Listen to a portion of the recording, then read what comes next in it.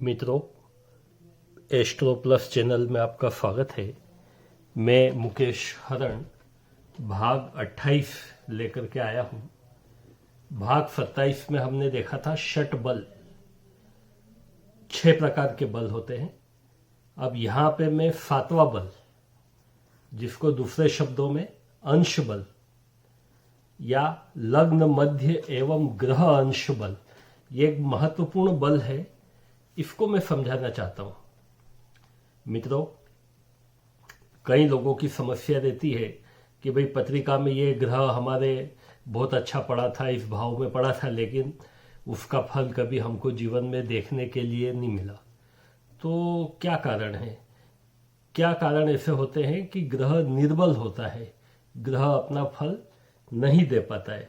तो इसके लिए अपने को इसको समझना बहुत जरूरी है। हमने ये भी पढ़ा कि जो अंश बल है उसमें यदि 15 डिग्री के ग्रह है तो वो युवा कहलाते हैं। यदि ग्रह 0 से 4 डिग्री 5 डिग्री तक होते हैं तो बाल ग्रह कहलाते हैं, और ग्रह यदि 20 डिग्री से ऊपर हो तो वो वृद्ध ग्रह कहलाता है। लेकिन हम यहाँ पे ये देखना चाहते हैं, क्योंकि हर कोई कुंडली तो 15 डिग्री लग्न मध्य अंश की नहीं हो सकती है, क्योंकि 1 घंटे में हमारे देश में लगभग 2,500 बच्चों का जन्म होता है। तो जब हम किसी की व्यक्तिगत जन्म पत्रिका देखते हैं तो हमें बहुत सारे अलग अलग प्रकार की लग्न कुंडली, जन्म कुंडली देखने के लिए मिलती है। तो मैं एक एग्जाम्पल से अंश बल समझाना चाहता हूं। उसमें ये 3 कुंडली में ले रहा हूं, ये बनी हुई एक ही है, लेकिन ये 0 डिग्री लग्न मध्य 0 डिग्री अंश भी हो सकता है, 60 डिग्री का भी हो सकता है और 15 डिग्री का भी हो सकता है। 3 उदाहरण से मैं एक चीज समझाना चाहता हूं आपको। इससे आपको पूरी तरह स्पष्ट हो जाएगा कि किस प्रकार से ग्रहों का अंश बल देख करके हमको पता चलेगा कि कौन सा ग्रह बलवान है और कौन सा ग्रह कमजोर है। देखिए, ये एक कन्या लग्न की कुंडली है।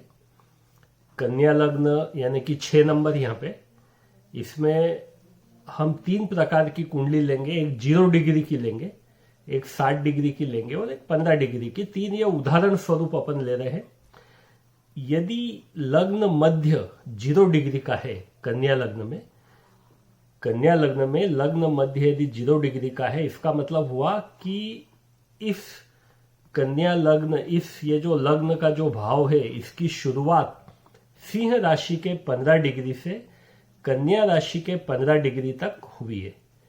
दूसरे नंबर पे देखिए, यहाँ पे अपन एक कुंडली ले रहे 60 डिग्री की, कन्या लग्न में 60 डिग्री।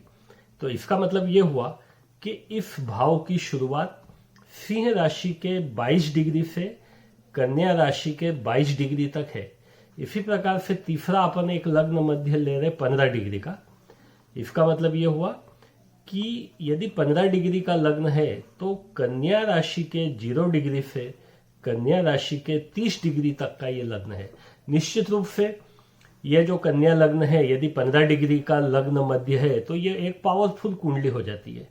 क्यों? क्योंकि ये कन्या राशि से ही शुरू हुई और कन्या राशि पे ही खत्म हो रही है।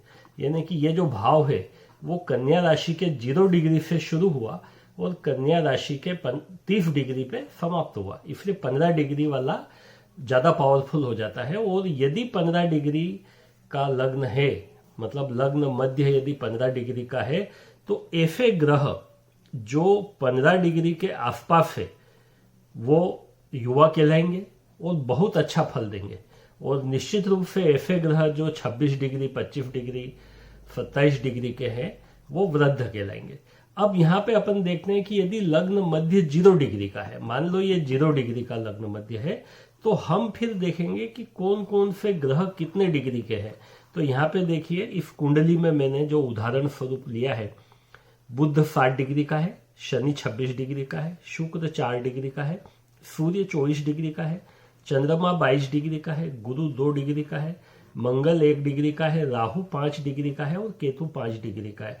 तो इस कुंडली के अंदर यदि 0 लग्न मध्य लेंगे 0 डिग्री का, तो ऐसे ग्रह जिनकी अंश डिग्री 0 के आसपास है, मतलब जैसे गुरु 2 डिग्री, शुक्र 4 डिग्री, मंगल 1 डिग्री, राहु 5 डिग्री और केतु 5 डिग्री, ये ग्रह ज्यादा बलवान होंगे। क्यों? इसमें सबसे ज्यादा बलवान कौन होगा? मंगल 1 डिग्री का, क्योंकि ये 0 डिग्री के सबसे करीब है। उसके बाद में 2 डिग्री का ग्रह गुरु बलवान होगा, उसके बाद में 4 डिग्री का ग्रह शुक्र बलवान होगा। इसी प्रकार से मान लो ये लग्न मध्य अंश अपन 60 डिग्री का ले लेते हैं। कितने डिग्री का ले लेते हैं? 60 डिग्री का ले लेते हैं। तो निश्चित रूप से इसमें आप ये देखिए बुध 60 डिग्री का है, ये बिल्कुल 60 डिग्री, और ये भी 60 डिग्री का है। फिर आप ये देखिए राहु 5 डिग्री का है जो 7 के करीब है। इसके बाद देखिए शुक्र 4 डिग्री का है जो 7 के करीब है। तो सबसे ज्यादा बलवान फिर यहाँ पे बुध होगा, फिर राहु केतु बलवान होंगे, फिर शुक्र बलवान होगा। इसी प्रकार से मान लो ये लग्न डिग्री 15 डिग्री की हो, ये जो लग्न मध्य अंश है मान लो ये 15 डिग्री का हो। 15 डिग्री का हो तो निश्चित रूप से यहाँ पे देखिए आप चंद्रमा 22 डिग्री का ज्यादा करीब दिख रहा अपने को। उसके बाद देखिए सूर्य 24 डिग्री, शनि 26 डिग्री, ये दूर होते जा रहे हैं। तो ये ग्रह कमजोर हो गए। मतलब यदि 0 डिग्री का है तो शनि 26 डिग्री फिर भी बलवान हो जाएगा, क्योंकि 0 से अपन इधर जाएंगे तो 4 डिग्री के बाद में 26 आ जाएगा। 30 में से 4 घटाएंगे तो 26 आ जाएगा। तो शनि बलवान होगा 0 डिग्री के लग्न में, लेकिन सूर्य ये चंद्रमा बलवान होगा 22 डिग्री के लग्न में। तो समझ में आ रहा है, कुंडली में भले 9 ग्रह होते हैं, लेकिन हमको ये देखना रहता है कि लग्न मध्य अंश कितने डिग्री का है, और जितने डिग्री का है उस डिग्री से करीबी कौन कौन से ग्रह है। जितने करीबी होंगे वो उतने ही बलवान होंगे और उनका फल कुंडली में ज्यादा मिलेगा।